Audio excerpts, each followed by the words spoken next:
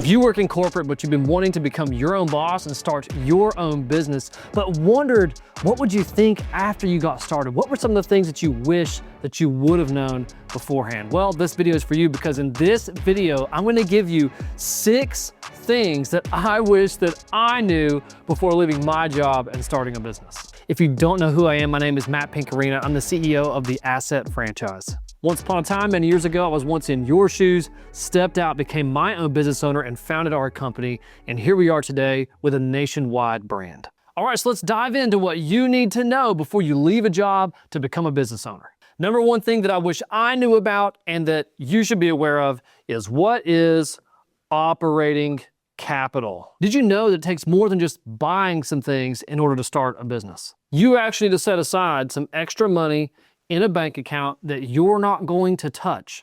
And that bank account is going to be owned by your business. And what operating capital is it's the money set aside to be padding inside of your business bank account. Now, the importance of this doesn't just stop there. It also gets into how we pay ourselves out of that account. And let me give you a quick story to explain.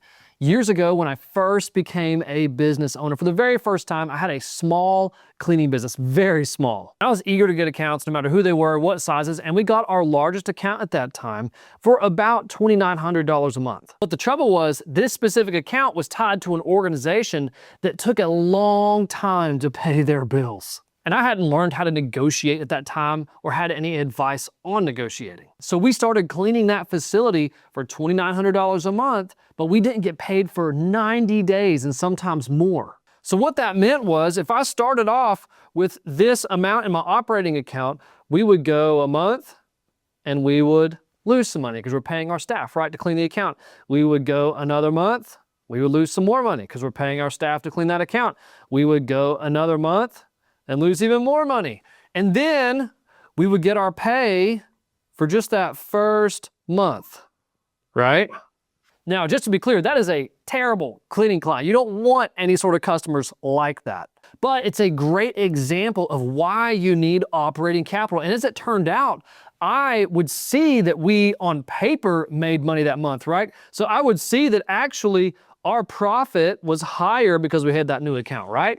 But our cash was lower. The next month, our business would grow a little bit.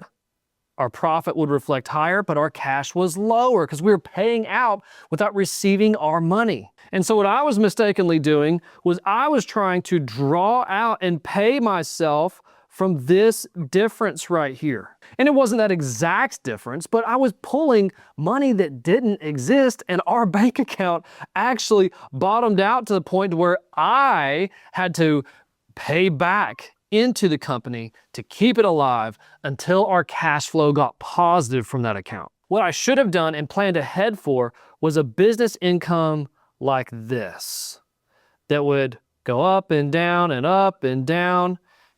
And it will continue going higher over time, right? Now, hopefully it's not that steady, right? Steady is great, but we want it to grow a lot faster than what you're seeing here. But the example is it's going up, but it's fluctuating. And again, this curved line represents the balance in our operating account.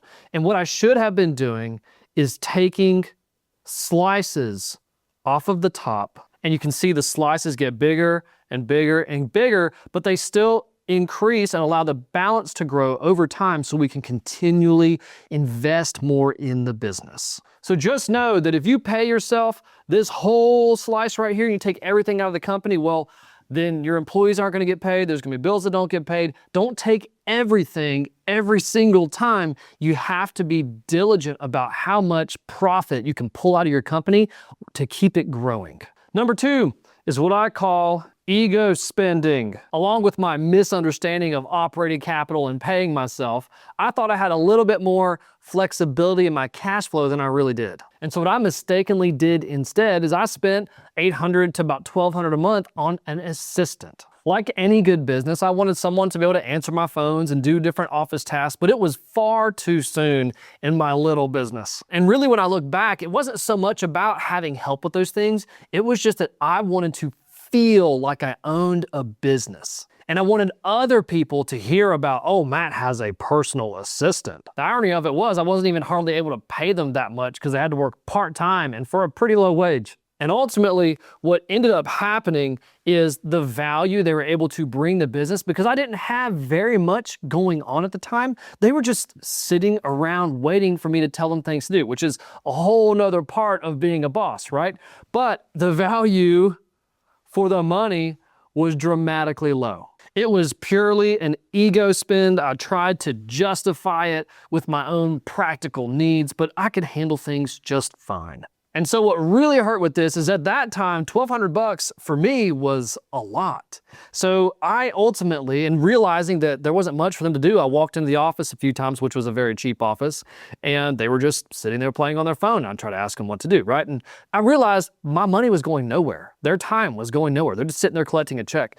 So I had to let them go. And that was the first fire that I ever made. Now, the tendency to ego spend doesn't just stop there, but I see it all the time with new business owners. They want to buy a new truck for the business. They want to get a really big office that's far bigger than they would ever need. They want fancy signage that's completely unnecessary. They ultimately want to spend to impress or even to validate for themselves that they have a business. When really what validates that you have a business is you're pulling out a lot of profit from a company that's generating value in the marketplace. To draw a contrast on this, I've seen people in our space that are competing against us, for example, spend $2,000 to $3,000 a month on an office with a business that's barely profiting $5,000 a month, whereas we do millions and we might spend $3,000 a month on an office, and we're gonna stay here as long as we possibly can. I don't need to go spend $10,000 a month on an office or a building or more than that. If we can do it all with spending as little as possible, that means we have a profitable business. So focus on winning clients to make profit, not to just spend money to prove yourself. And that actually leads to number 3, which is tax spending. Look, I get it. The appeal of business ownership is that you get a lot of tax write-offs and tax benefits. That's awesome. I'm not a licensed CPA. You can go learn more about it from a licensed CPA for your personal situation.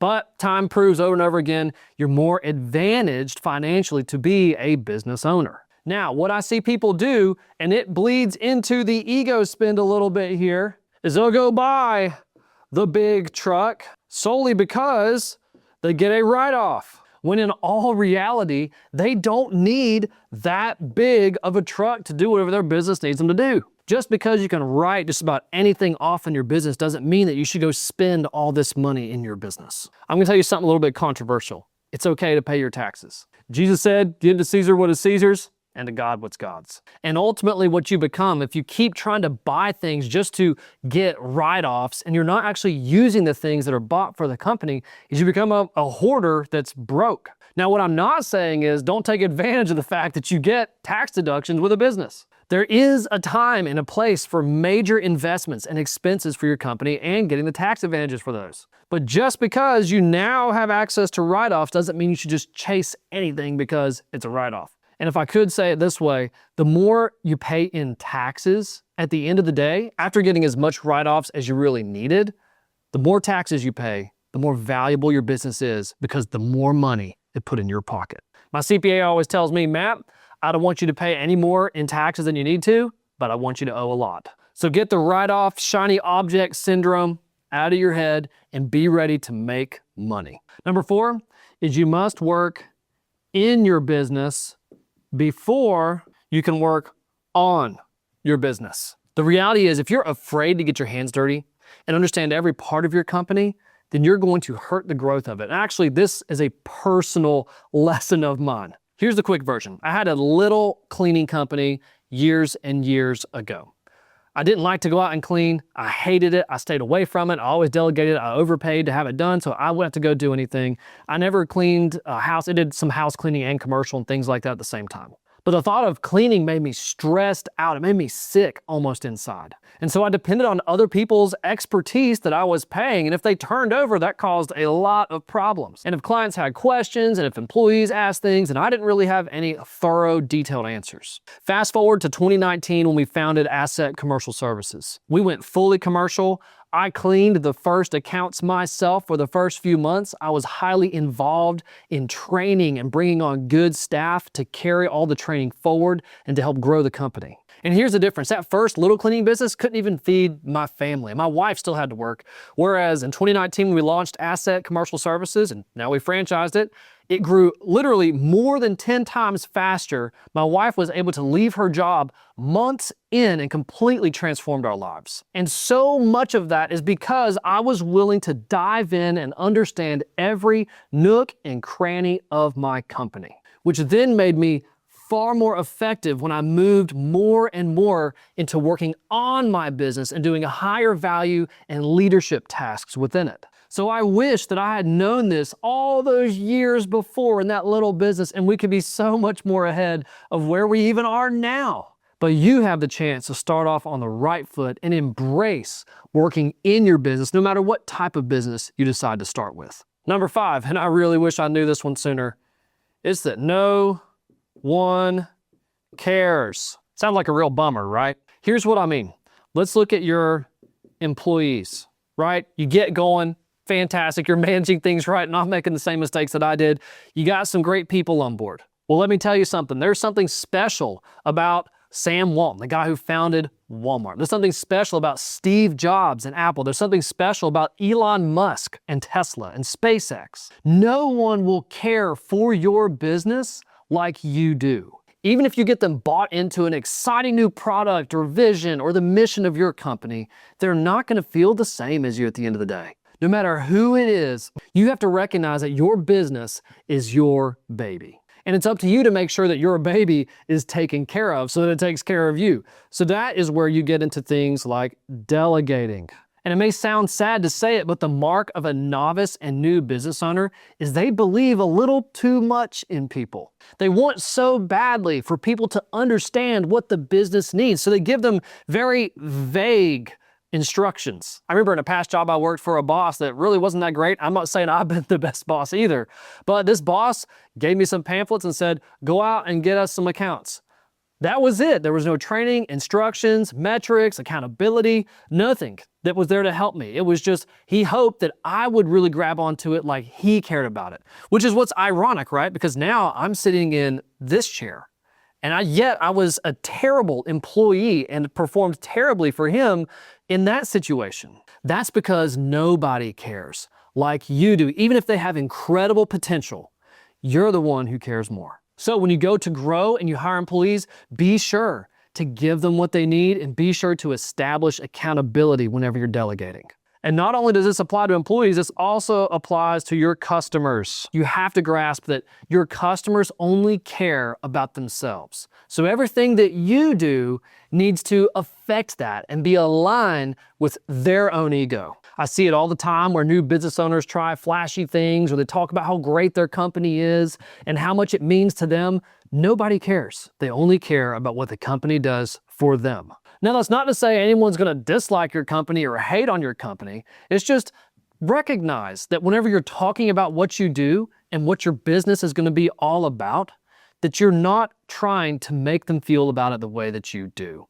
You're there to help them understand how your company helps them. And that's how you ultimately grow. So chill out and recognize no one else cares. And finally, number 6, copy what works. Together, all of these have cost me millions in mistakes. But this one right here, if I had just embraced this truth and stopped trying to be fancy or clever or to do things my own way, according to my own understanding, then I would have saved so much money and grown so much faster with our company at the end of the day. And if I can encourage you in just this one thing, just because for new business owners, you have this immense amount of things that you just don't know that you don't know. It's called ignorance. We've all got it to some degree in everything in life. And it's that level of ignorance that actually creates confidence in us because we don't know what we're up against.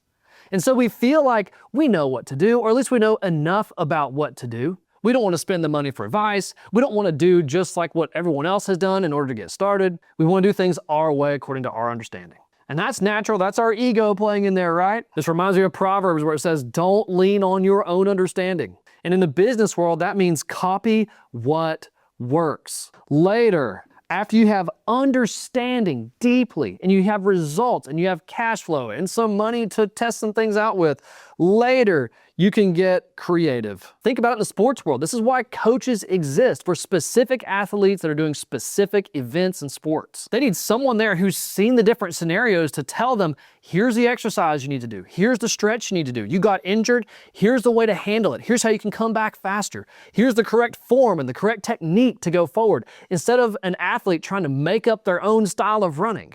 The best athletes copy what works. If I can be transparent here again, I paid 6 figures for consulting help to help us franchise the business that gave me freedom so that other people can copy and paste it into their market. And so instead of just copying everything that they told me to do, I tried to get creative a little bit too soon. And so at the beginning, when we launched our national franchise brand, growth was a little bit slow because I was trying and I thought that I knew what would work. And yet I had paid all this money out to the experts and didn't listen to everything they said. I listened to some, but I picked and chose what I wanted to listen to. And a year later, I came around and acknowledged they were right. I should have just followed the original plan. And guess what happened when we did start following the original plan?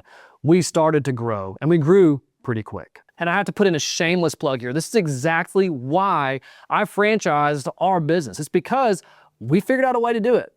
We figured out a way to where someone can become their own boss for the first time, or even if they have owned a business before, but they struggle with it, if they want to own one that can run without them once it's mature, then that's what we did. We have that model. We know how to build it. We have all the systems. We have all the brand. It simply is a copy and paste that works. So if you do want to learn more about that and talk to us, check out the links down below. And if you aren't quite ready for that, then you can take the free Ownership Readiness Assessment. That's also linked down below there for you to help you prepare for business ownership. We covered a lot today. Thanks so much for tuning in. I hope that this video saves you a lot of money during your business ownership journey. Again, I'm Matt, the CEO of the Assett franchise, and if you know somebody else who might find value or help from this video, please share it with them. In the meantime, please like, subscribe, and until next time, stay blessed.